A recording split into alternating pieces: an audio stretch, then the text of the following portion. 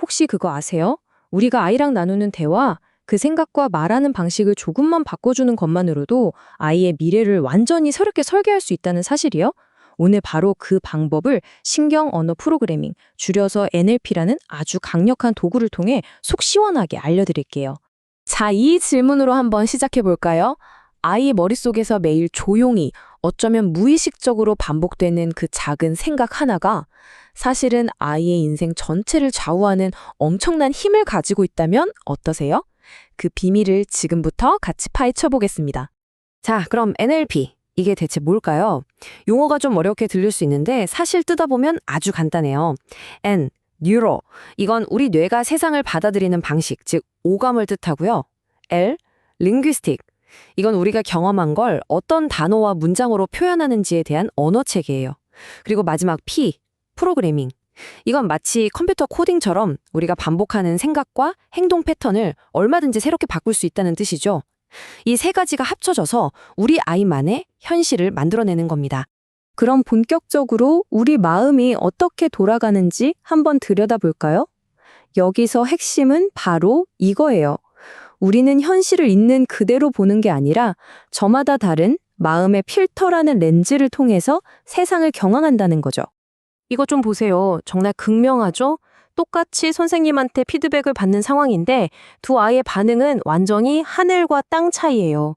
한 아이는 선생님이 나를 믿고 더 잘하라고 알려주시는구나. 이렇게 긍정적으로 받아들이는데 다른 아이는 왜 또 나한테만 뭐라고 하시는 거지? 하면서 상처를 받아요. 똑같은 일인데도 마음의 필터가 다르니까 전혀 다른 세상을 살게 되는 거예요. 이게 바로 아이의 운명을 가르는 필터의 힘입니다. 이게 바로 NLP에서 가장 중요하게 생각하는 원칙입니다. 지도는 영토가 아니다.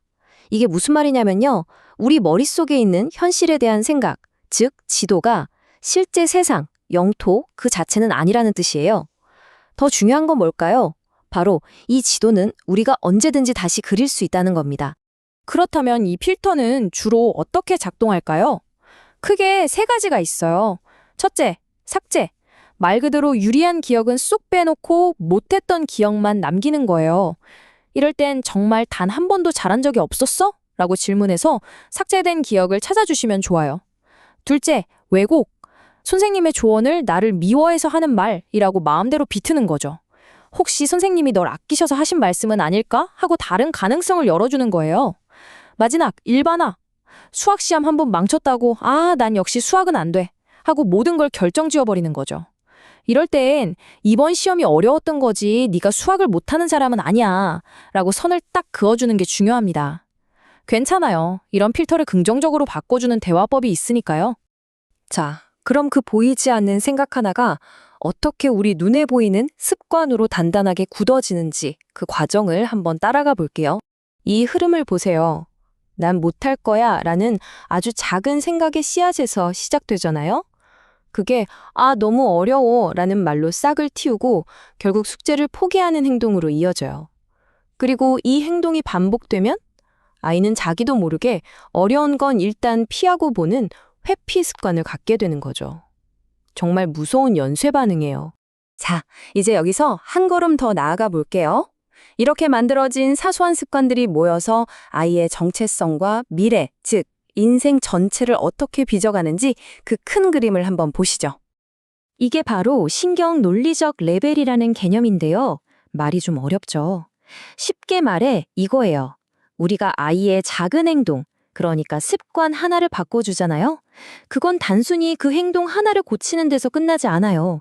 그게 위로 파급 효과를 일으켜서 결국 나는 원래 이런 애야 라는 아이의 정체성 자체를 나는 뭐든 노력하는 사람이야 이렇게 긍정적으로 바꿔버린다는 거죠.